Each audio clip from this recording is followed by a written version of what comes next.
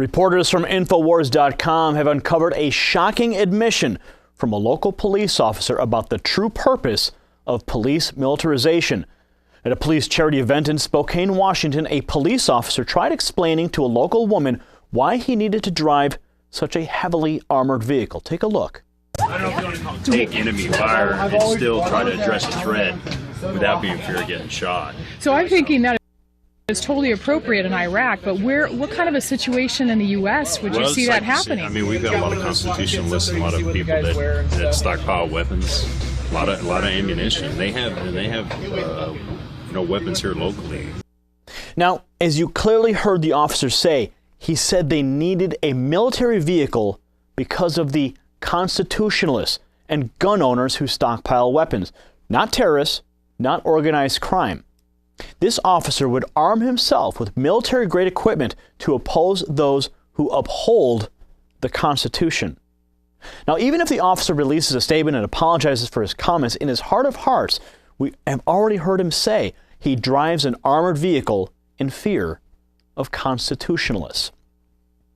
Now, as you can imagine, when that video showed up online, it immediately went viral. So Sheriff Ozzie Kniezevich decided to fight fire with fire.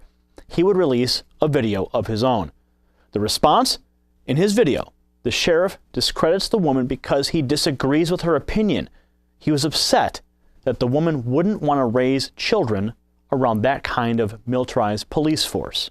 Her whole contention was that we were trying to desensitize children to the fact that we had an MRAP, that it was all propaganda.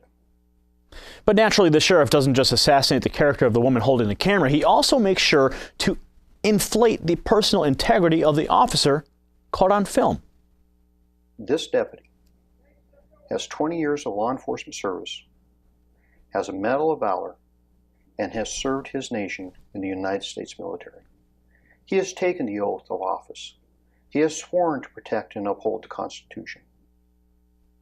But don't worry, while Sheriff Kniezevich says the officer is really a good kid, he's still going to be punished. He's a very great individual. He serves his community well, and I will be having a discussion with him about his choice of words.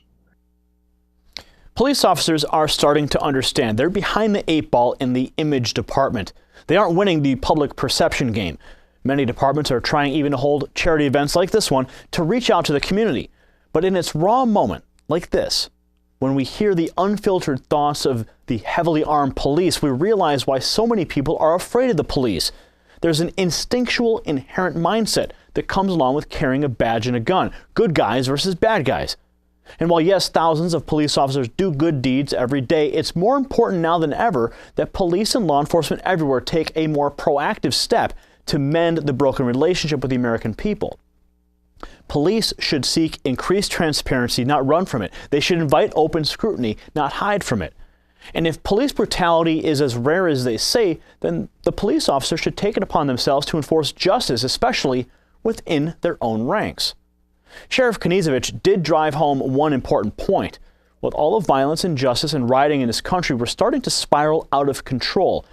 It's true. Black lives matter. And yes, police lives also matter. All lives matter.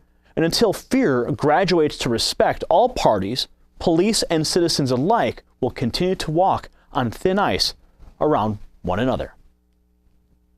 That is the biggest problem we have in America today, is that we have people that preach fear and hatred. This is nothing more than a continuation of that preaching of fear and hatred against law enforcement and the government.